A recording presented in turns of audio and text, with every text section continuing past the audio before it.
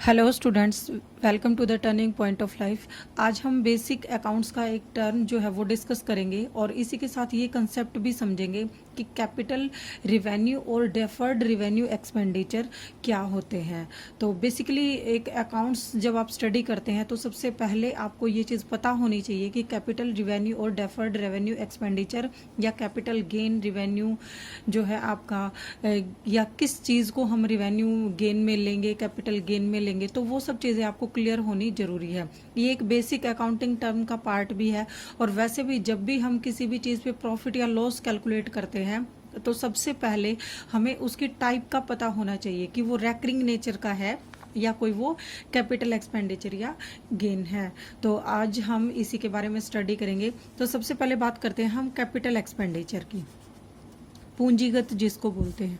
Capital expenditure क्या होता है कि जब भी हम बिजनेस के plant and machinery, land and building या किसी भी टाइप का जो फर्नीचर है आपका, या फिर कोई भी मोटर व्हीकल है, ट्रेडमार्क है, आप जैसे यहाँ पे ट्रेडमार्क है, या कोई भी ऐसी चीज़ पे हम एक्सपेंडिचर करें जो कि आपको 1 ईयर से ज़्यादा, 1 साल से ज़्यादा आपको लॉन्ग टर्म बेनिफिट प्रोवाइड करे, लॉन्ग टर्म जो है बेनिफिट वो प्रोवाइड करे, वो चीज़ कैपिटल एक्सपेंडिचर में आती है।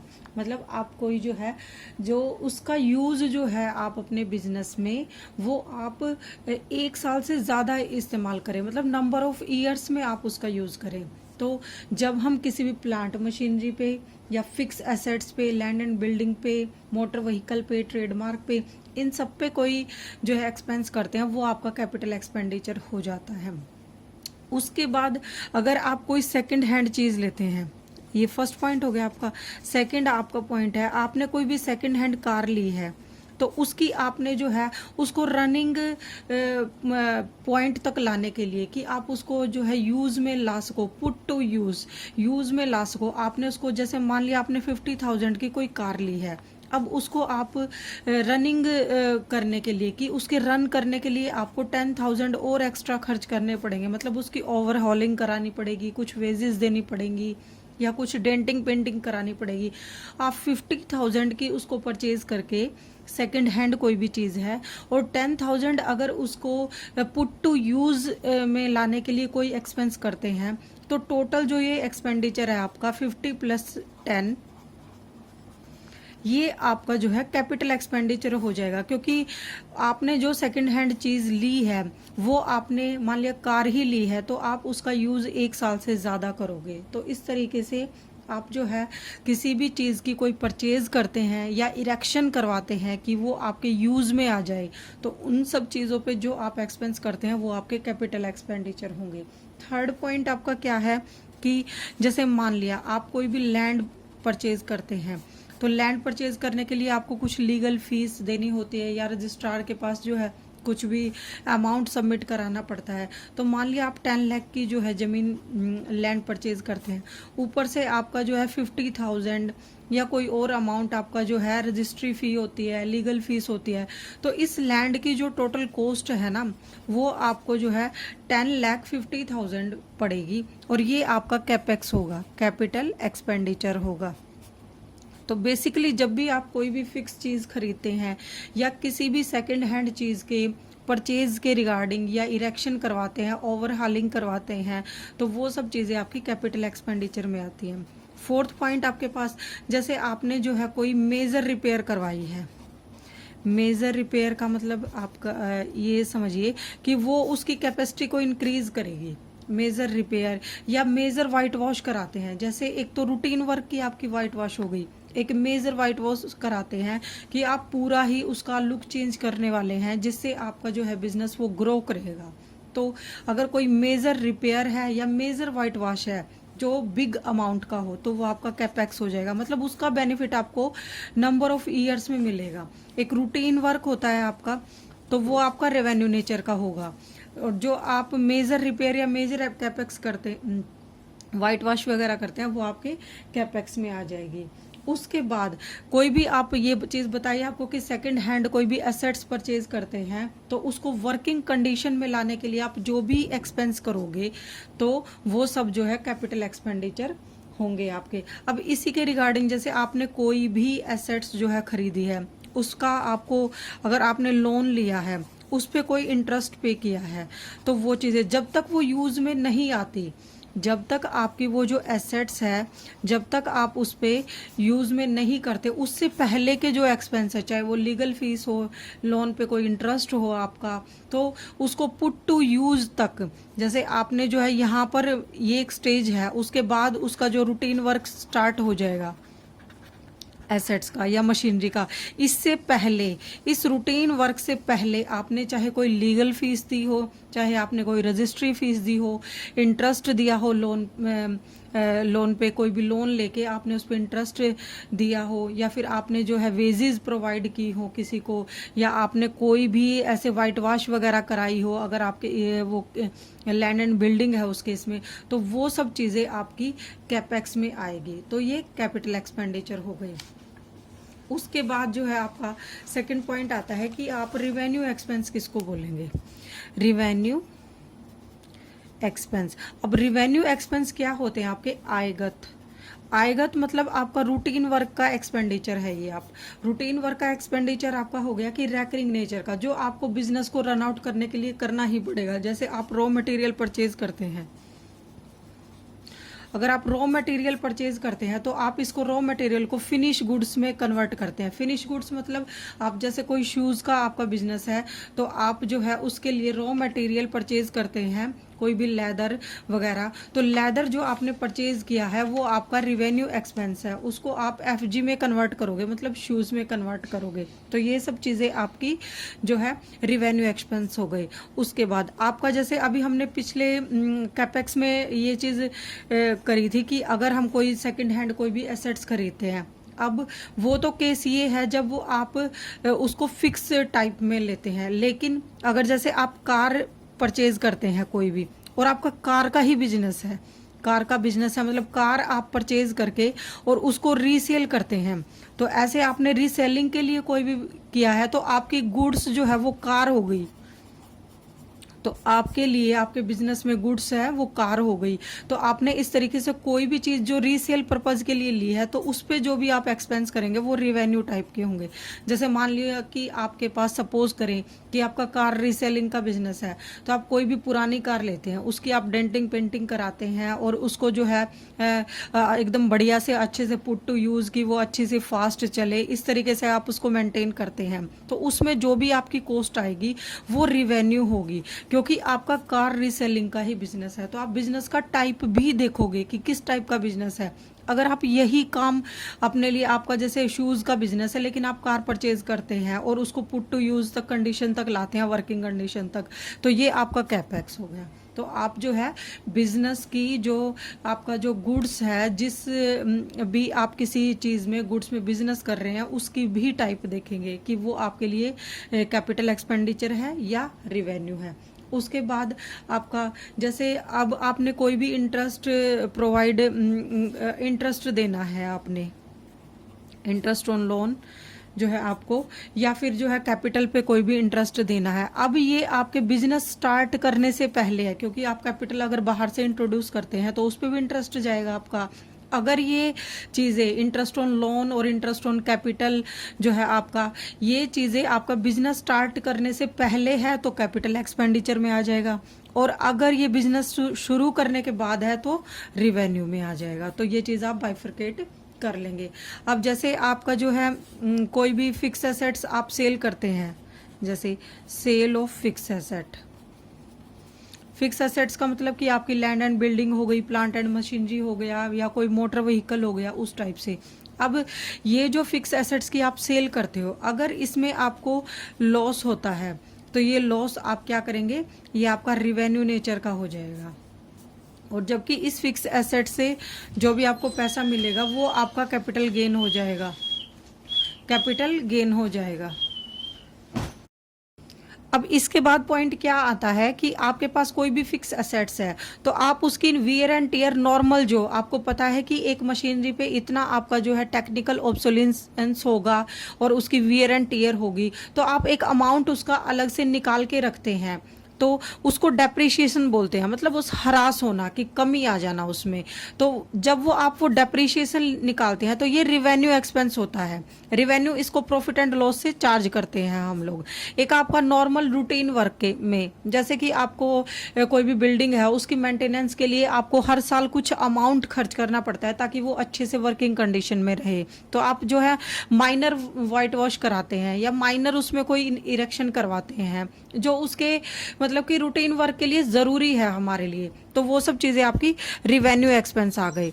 तो इस तरीके से आप कैपिटल और रिवेन्यू एक्सपेंस में डिफरेंस करेंगे। अब क्वेश्चन ये आता है हमारे पास कि कैपिटल और रिवेन्यू जो एक्सपेंसेस हैं उन दोनों को आप पहचानेंगे कैसे, उनको जो है जानने कैसे कि कौन सा कैपिटल है कौन सा रिवेन्यू है। तो इसके लिए कुछ मेजर पॉइंट है। सबसे पहले कि जब भी कोई एसेट्स आप फर्स्ट टाइम अपने लिए खरीदते हैं, फर्स्ट टाइम या सेकंड हैंड भी हो सकती है, लेकिन आप उसका जो पुट टू यूज है ना, उसकी जो है क्वालिटी या उसकी जो कैपेसिटी है, अगर वो इंक्रीज कर रहे हो तो वो आपका कैपिटल हो जाएगा। जैसे कि अभी आपकी जो है प्लांट है आपका वो 70% पे रन आउट कर रहा है, आपको उसमें कुछ एक्सपेंस कराने हैं जिससे वो 100% पे, जब आपके किसी भी एक्सपेंस से आपकी जो है कैपेसिटी इंक्रीज हो रही हो किसी भी प्लांट की मशीनरी की, तो वो चीज़ें वो एक्सपेंस आपका कैपिटल में आएगा। अगर वो डे टू डे उसकी जो है नॉर्मल वियर एंड टीयर है, कोई कैपेसिटी इंक्रीज नहीं हो रही, तो वो आपका रिवेन्यू एक्सपेंस आ जाएगा। उसके बाद जब आप किसी भी प्लांट एंड मशीनरी की एक्विजिशन करते हैं, एक्विजिशन या इरेक्शन करते हैं जिससे कि उसका जो है लाइफ स्वयं वो इंक्रीज हो जाता है, तो वो कैपिटल एक्सपेंडिचर होगा। तो और उसके बाद जब आपको कैपेक्स का जो बेनिफिट होता है आपको वो ईयर टू ईयर मिलता है आपको, मतलब वो 1 साल से ज्यादा होता है आपको, ओवर ए लॉन्ग पीरियड होता है। और रिवेन्यू जो है आपका डे टू डे मतलब उस चीज को आपका जो है वर्किंग कंडीशन में रखने के लिए जो आप एक्सपेंस करते हैं वो आपके रिवेन्यू एक्सपेंस होते हैं, जो उसकी कैपेसिटी इंक्रीज करते हैं, या आप स्टार्टिंग में फर्स्ट टाइम कोई भी एक्विजिशन करते हैं या इरेक्शन करवाते हैं किसी भी प्लांट मशीनरी का, लैंड एंड बिल्डिंग का, तो वो आपके कैपेक्स हो गई। कैपिटल एक्सपेंडिचर जो है आपके वो बैलेंस शीट में हम नोट करते हैं, रिवेन्यू आपके प्रॉफिट एंड लॉस में काउंट करते हैं। ये आपके डे टू डे बिजनेस के खर्चे होते हैं। तो इस तरीके से आप रिवेन्यू और कैपिटल एक्सपेंडिचर में डिफरेंस करेंगे कि कैपेक्स आपका जो होगा वो आपका एक बड़ा अमाउंट होगा, बिग अमाउंट होगा, वो आपको बेनिफिट जो है फॉर ए लॉन्ग पीरियड के लिए प्रोवाइड करेगा। और रिवेन्यू आपके day to day recurring nature के एक्सपेंसेस होते हैं, और ये आपकी डेली मेंटेनेंस के लिए नॉर्मल वियर एंड टीयर होती है। कोई भी एग्जिस्टिंग मशीन है उसको आप ठीक से चलाने के लिए उसकी ऑयलिंग करते हैं या उसको जो है पेंट कराते हैं नॉर्मल, तो वो सब चीज़ें आपकी रिवेन्यू एक्सपेंस हो गए। तो इस तरीके से हम लोग जो है इसको कैपिटल और रिवेन्यू का को जस्टिफाई करेंगे।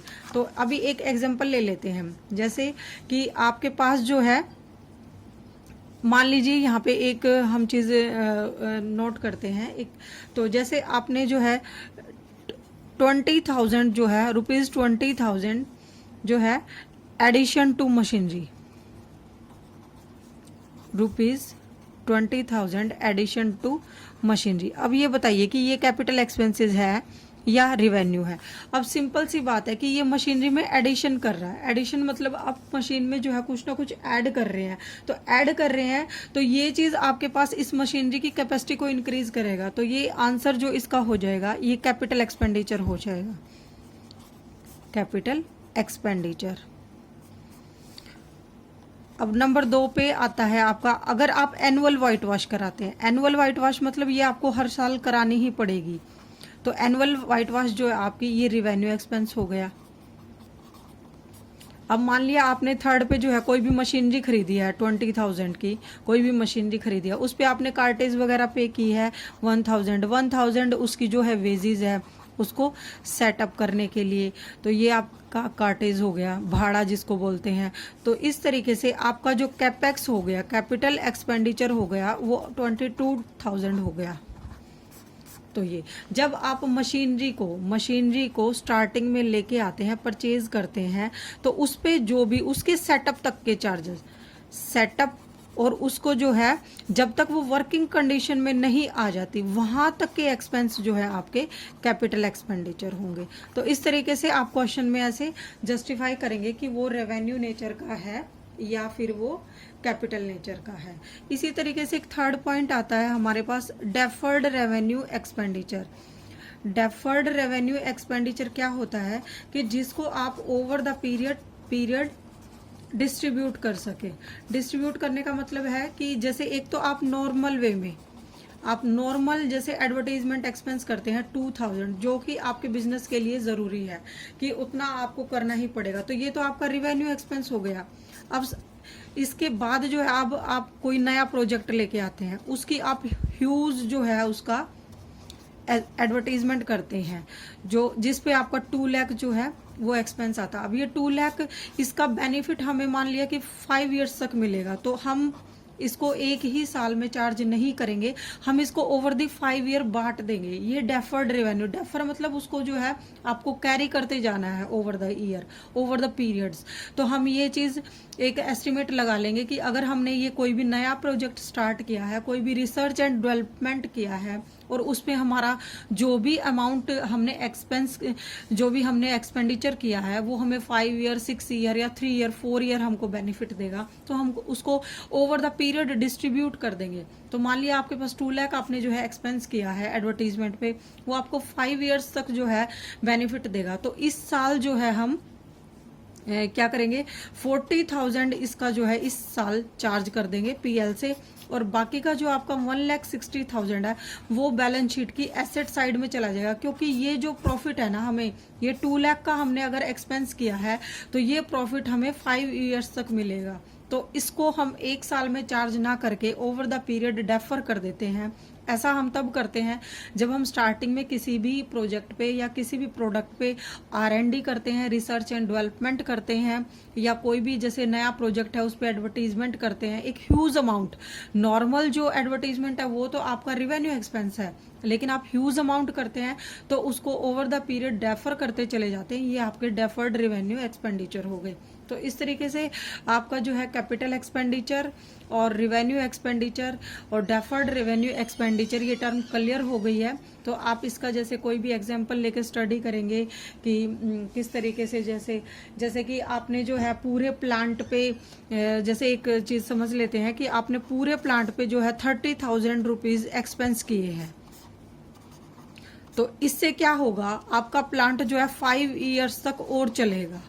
और चलने का मतलब ये है कि जो है 5 ईयर ऐड कर देंगे हम उसकी वर्किंग लाइफ में। तो यहाँ पे 30,000 जो है आपका कैपिटल एक्सपेंडिचर हो गया। क्यों हो गया, क्योंकि जो प्लांट अभी आपका मान लिया खत्म होने वाला था या जो है उसमें टेक्निकल कुछ कमियां आने वाली थी, आपने 30,000 रुपीज स्पेंड करके उसको 5 ईयर तक और पुट टू यूज कर दिया है कि आप उसको और यूज कर सकते हैं इसकी वर्किंग लाइफ में।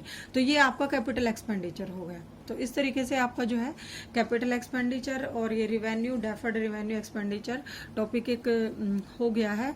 तो आई होप आपको ये समझ आ गया होगा। आप कोई भी बुक लेंगे, कंसल्ट करेंगे कैपिटल रिवेन्यू और डेफर्ड रिवेन्यू को, तो ये चीज़ें क्लियर हो जाएंगी। Thank you guys.